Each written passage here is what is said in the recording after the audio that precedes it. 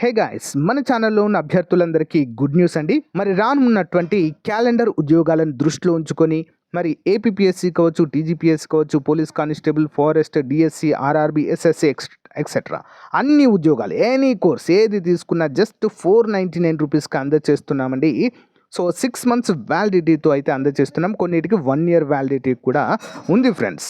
So రానున్నటువంటి endowment ఉద్యోగాలు కావచ్చు, ఫారెస్ట్ డిపార్ట్మెంట్ కావచ్చు, గ్రూప్ 2 కొత్త నోటిఫికేషన్ కావచ్చు, వీటన్నిటికి సంబంధించినటువంటి ఫుల్ కోర్స్ అయితే అందుబాటులో ఉంది. జస్ట్ 499.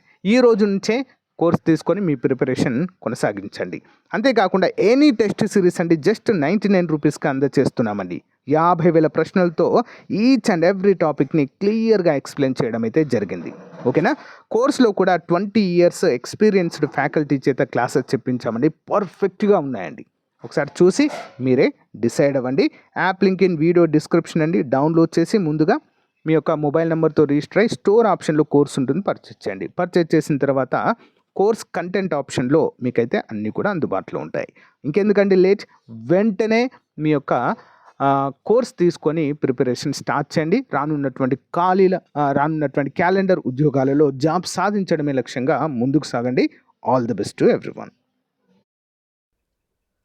సో గైస్, ఈరోజు మనం డైలీ కరెంట్ అఫైర్స్ మరియు జీకేలో భాగంగా 16, 17 ఫిబ్రవరి 2025కు సంబంధించిన మోస్ట్ ఇంపార్టెంట్ కరెంట్ అఫైర్స్ని ఈ వీడియోలో చూడబోతున్నాము. ఎవరు కూడా మధ్యలో స్కిప్ చేయకుండా చివరి వరకు చూడండి. ఓకేనా. Question number 1. సైన్స్లో మహిళలు మరియు బాలికల అంతర్జాతీయ దినోత్సవం international day of women and girls in science ఏ సంవత్సరంలో అధికారికంగా గుర్తించబడింది? In which year was the international day of women and girls in science officially recognised? Option B అండి, 2015 నుంచి అధికారికంగా నిర్వహిస్తున్నారండి. వివరాలు చూద్దాం. యునెస్కో అంతర్జాతీయ మహిళలు మరియు బాలికల సైన్స్ దినోత్సవం ఫిబ్రవరి 11 ఏటా నిర్వహిస్తారు. మరి దీని యొక్క 10వ వార్షికోత్సవాన్ని పురస్కరించుకుని సైన్స్లో ఎక్కువ మంది మహిళలతో ప్రపంచాన్ని ఊహించుకోండి అనే ప్రచారాన్ని ప్రారంభించింది. ఈ ప్రచారము శాస్త్రీయ రంగాలలో విభిన్న దృక్కోణాల యొక్క సానుకూల ప్రభావాన్ని నొక్కి చెబుతుంది మరియు ఎవ్రీ వాయిస్ ఇన్ సైన్స్ అనే హ్యాష్ట్యాగ్ని ఉపయోగించి మహిళలు ఎక్కువగా పాల్గొనేలా ప్రోత్సహిస్తుంది. United Nation General Assembly STEM అంటే science, technology, engineering, mathematics and మెడిసిన్లో లింగ అంతరాన్ని తగ్గించే లక్ష్యంతో 2015లో ఫిబ్రవరి 11ని సైన్స్లో మహిళలు మరియు బాలికల అంతర్జాతీయ దినోత్సవాన్ని మరి యునెస్కో ప్రకటించిందండి. Important question. Okay. Next one. Telugu cine పరిశ్రమలో సి కృష్ణవేణి ముఖ్యమైన పాత్ర పోషించిన అంశాలలో ఏది నిజం కాదు? Which of the following is not true about Shri C Krishnaveni significant contribution to Telugu film industry? Answer option B అండి. ఆమె నిర్మాతగా మాత్రమే పనిచేసి నటిగా పనిచేయలేదు అనేది తప్పండి. మిగతా అన్నీ సరైనవే. ఆమె ఎన్టీఆర్కు కేవలం గాయకురాలిగా పనిచేయడం జరిగింది. ఆమె ఘంటసాల వెంకటేశ్వరరావును తెలుగు సినీ పరిశ్రమకు పరిచయం చేసింది. ఆమె 102 సంవత్సరాల వయసులో హైదరాబాద్లో ఇటీవల కన్నుమూసిందండి. ఓకే, వివరాలు చూద్దాం.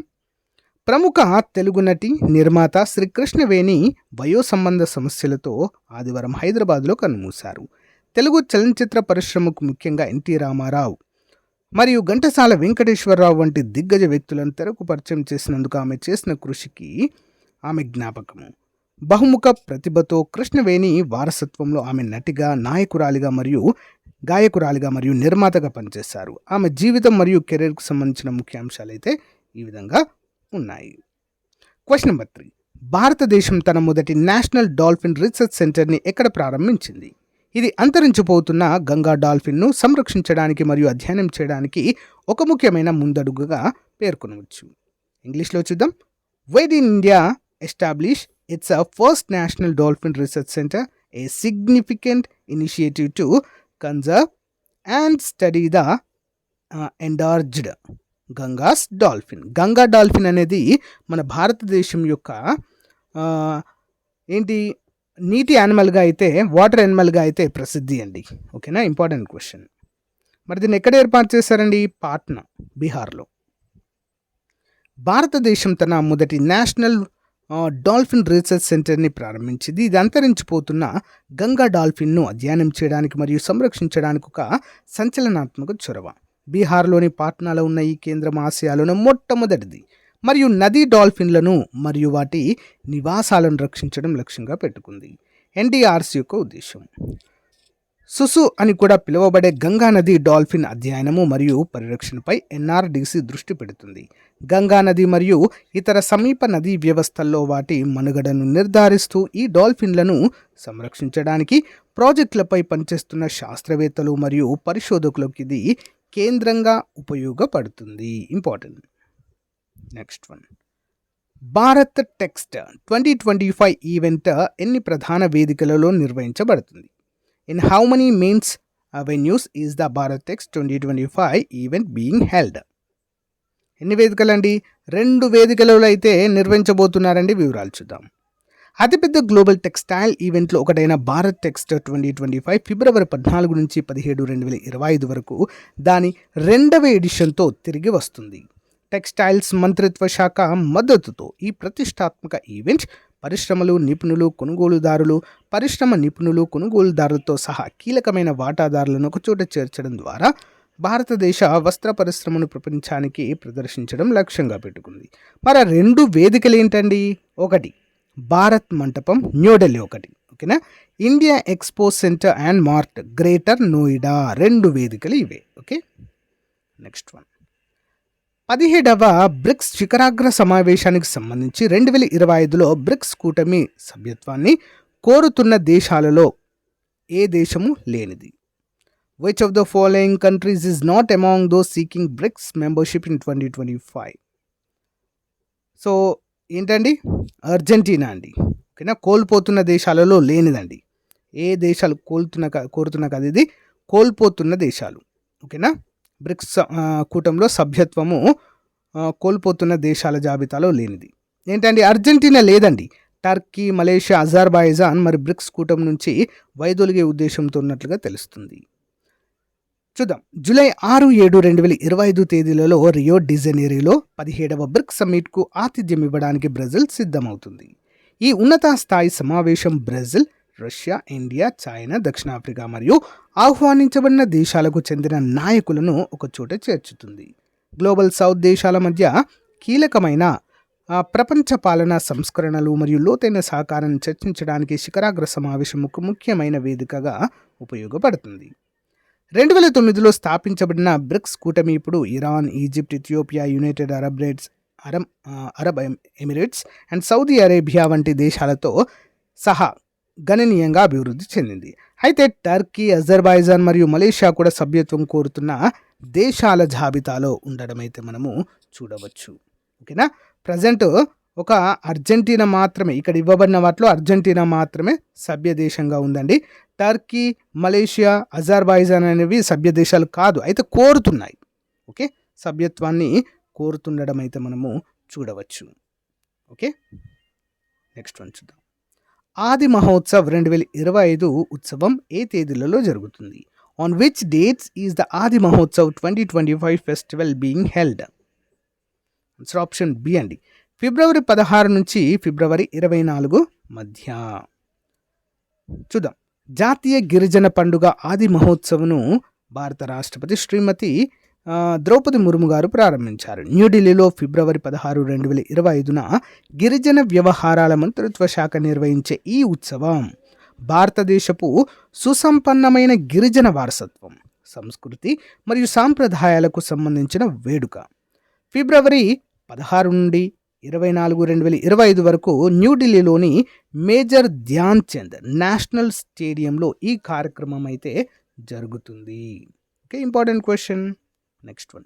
ఇటీవల జమ్మూలో జరిగిన కార్యక్రమంలో కేంద్ర సామాజిక న్యాయము మరియు సాధికారత మంత్రి డాక్టర్ వీరేందర్ కుమార్ ఏ పథకం క్రింద సఫాయి మిత్రులకు ఆయుష్మాన్ హెల్త్ కార్డులు, పీపీఈ కిట్లు పంపిణీ చేశారు?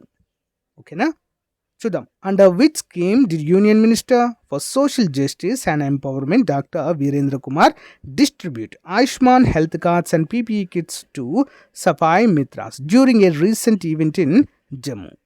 ఏ కార్యక్రమంలో భాగంగా, ఏ పథకంలో భాగంగా అంటే ఆప్షన్ బి నమస్తే పథకంలో భాగంగా. ఇంపార్టెంట్ క్వశ్చన్ అండి, నమస్తే పథకం.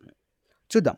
కేంద్ర సామాజిక న్యాయము మరియు సాధికారత మంత్రి డాక్టర్ వీరేంద్ర కుమార్ ఇటీవల జమ్మూలో పర్యటించారు.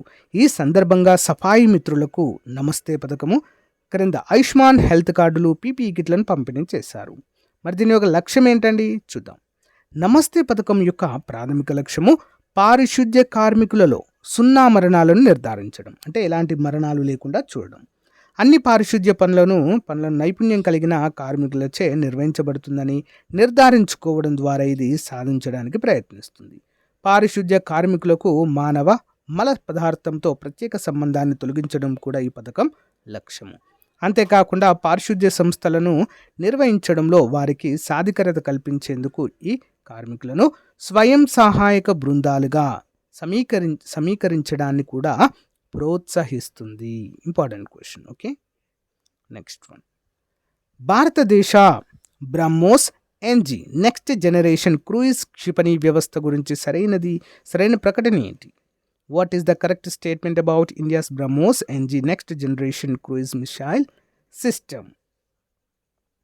ఆప్షన్ సి అండి. ఇది తేలికగా మరియు మరింత కంపాక్ట్గా ఉండేలా రూపొందించబడింది. ఇది ఒకటి మాత్రమే సరైనదండి, మిగతావన్నీ కూడా సరైనది. దీని యొక్క పరిధి ప్లస్ ఎప్పుడు ఉత్పత్తి ప్రారంభమవుతుంది అనేది ఇవన్నీ కూడా తప్పుగా ఇచ్చారండి. చూద్దాం అసలు వివరాలు కరెక్ట్గా మనకు ఎక్స్ప్లెనేషన్లో ఉంటుంది.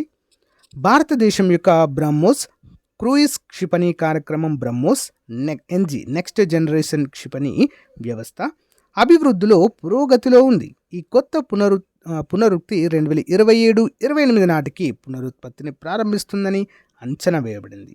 వచ్చే ఏడాది ఊహించిన దాని మొదటి విమాన పరీక్షల తర్వాత బ్రహ్మోస్ ఎన్జీ తేలికగా మరియు మరింత కాంపాక్ట్గా ఉన్నప్పుడు దాని ముందున్న సామర్థ్యాలను మెరుగుపరచడం లక్ష్యంగా పెట్టుకుంది. ఓకేనా. మరి దీని లక్షణాలు చూసినట్లయితే బ్రహ్మోస్ ఎన్జీ 290 కిలోమీటర్ల ప్రభావవంతమైన పరిధిని కలిగి ఉంది. 290 కిలోమీటర్స్ దీని యొక్క రేంజ్. ఇది చిన్న డెలివరీ సిస్టంలకు సరిపోయేలా రూపొందించబడింది. Okay, question number 8. ఏ దేశంలో ఇటీవల సుడాన్ వైరస్ వ్యాధి కేసులు గుర్తింపబడ్డాయి? Which country recently reported cases of the Sudan virus disease? Option A అండి, ఉగాండా. ఓకే, ఉగాండాలో ఇటీవల సంభవించిన సుడాన్ వైరస్ వ్యాధి ప్రపంచ దృష్టిని ఆకర్షించింది. ప్రపంచ ఆరోగ్య సంస్థ మరియు ఉగాండా ప్రభుత్వం ఈ వ్యాప్తిని ధృవీకరించాయి. ఇది 1976 నుంచి నమోదైన 9వది ఇండెక్స్ కేసు, అంటే మొదటగా గుర్తించబడిన కేసు కంపాలాకు చెందిన, ఉగాండా యొక్క రాజధాని కంపాలా. మరి ఉగాండాకు చెందిన కంపాలాకు చెందిన 32 ఏళ్ల పురుష నర్స్, ఒక మేల్ నర్స్. మరి ఫిబ్రవరి 11 నాటికి 9 ధృవీకరించబడిన కేసులు ఉన్నాయి. ఇండెక్స్ కేసు మాత్రమే మరణంగా నివేదించబడిందండి. ఈ పరిస్థితి వేగంగా మారుతున్న ప్రపంచంలో వైరస్ ఇన్ఫెక్షన్ల ద్వారా ఎదురవుతున్న సవాళ్లను సూచిస్తుంది. Okay, next one. నాటుసారా నిర్మూలనకి నవోదయ 2.0 కార్యక్రమం ప్రారంభించేందుకు ఆంధ్రప్రదేశ్ రాష్ట్ర ప్రభుత్వం మొదటగా ఇప్పుడు నిర్ణయించింది. When did Andhra Pradesh state government initially decided to launch Navodaya 2.0 program to prevent Natusara? Answer option A, January 29. చూద్దాం వివరాలు. రాష్ట్రంలో నాటుసారా నిర్మూలన ప్రజల్లో అవగాహన కోసం రూపొందించిన నవోదయ 2.0 కార్యక్రమం ప్రారంభ వాయిదాల పర్వంగా కొనసాగుతుంది. గత 2 నెలల వ్యవధిలో ఇప్పటి వరకు ఈ కార్యక్రమం ప్రారంభించేందుకు 4 సార్లు ప్రయత్నాలు జరిగాయి. కానీ అనివార్య కారణాలతో 4 సార్లు వాయిదా వేశారు. తాజాగా ఒంగోలులో నవోదయం 2.0 ప్రారంభించాలని నిర్ణయించారు. కానీ ఇప్పుడు కూడా వాయిదా పడింది. దీంతో అసలు నవోదయ ఇప్పట్లో ప్రారంభమవుతుందా అనే సందేహాలు తలెత్తుతూ ఉన్నాయి. వాస్తవానికి నవోదయ 2.0 కార్యక్రమాన్ని సంక్రాంతి పండుగకు ముందే ప్రారంభించాలనుకున్నారు. కానీ పండుగ నేపథ్యంలో సిబ్బందిని సమీకరించడం కష్టమవుతుందని భావించి జనవరి 29న ప్రారంభించాలని నిర్ణయించారు. సో అది కూడా వాయిదా పడి 31వ తేదీకి మారింది. అయితే అప్పుడు కూడా వివిధ కారణాలతో వాయిదా వేశారు. ఈ నేపథ్యంలో ఫిబ్రవరి 15న ప్రారంభించాలని తేదీ ఖరారు చేశారు. కానీ ఒంగోలులో సీఎం చంద్రబాబు వేరే కార్యక్రమంలో పాల్గొంటున్న నేపథ్యంలో మళ్ళీ వాయిదా వేశారు. 19న ప్రారంభించాలని తాజాగా కసరత్తు చేస్తున్నారు. ఓకేనా, చూద్దాం ఇదైనా కరెక్ట్ అవుతుందా లేదా అనేది. బట్ ఈ పథకం పేరు మాత్రం గుర్తుంచుకోండి, Navodaya 2.0. Most important question. Okay, అమెరికాకు చెందిన టెన్నిస్ ప్లేయర్ అమాండా అనిసిమోవా ఇటీవల ఏ టోర్నీలో మొదటి గ్రాండ్ స్లామ్ విజేతగా నిలిచింది? Which tournament did American tennis player అమాండా Anisimova recently win for the first time as a grand slam champion? Option A Qatar open. 8 ఏళ్ల క్రితం మహిళల టెన్నిస్లో భవిష్యత్ తారగా గుర్తింపు తెచ్చుకున్న అమెరికా ప్లేయర్ అమాండా అనిసిమోవా ఎట్టకేలకు తన కెరీర్లోనే గొప్ప విజయాన్ని అందుకుంది. గ్రాండ్ స్లామ్ తర్వాత రెండో అత్యున్నత శ్రేణి అయిన మహిళా టెన్నిస్ సంఘం 1000 సిరీస్ టోర్నీలో ఆమె మొదటిసారి విజేతగా అవతరించింది. ఖతర్ ఓపెన్లో 23 ఏళ్ల అనిసిమోవా ఛాంపియన్గా నిలిచింది. దోహాలో జరిగిన సింగిల్స్ ఫైనల్లో ప్రపంచ 41వ ర్యాంక్ అనిసిమోవా 6-4, 6-3తో 2017 French Open champion Elena Ostapenko లాత్వియాపై గెలుపొంది రికార్డు సృష్టించింది. Okay, next one. భారతీయ విశ్వవిద్యాలయాలలో ఇటీవల కాలంలో సాధించిన విశేషమైన వృద్ధిని గురించి సరైన అంశం. What is the significant growth achieved by Indian universities in recent times? Option E పైవన్నీ సరైనవి. అంతర్జాతీయ ర్యాంకింగ్స్లో 318% వృద్ధి, విద్యార్థుల నమోదు 71% రేట్లు పెరిగింది.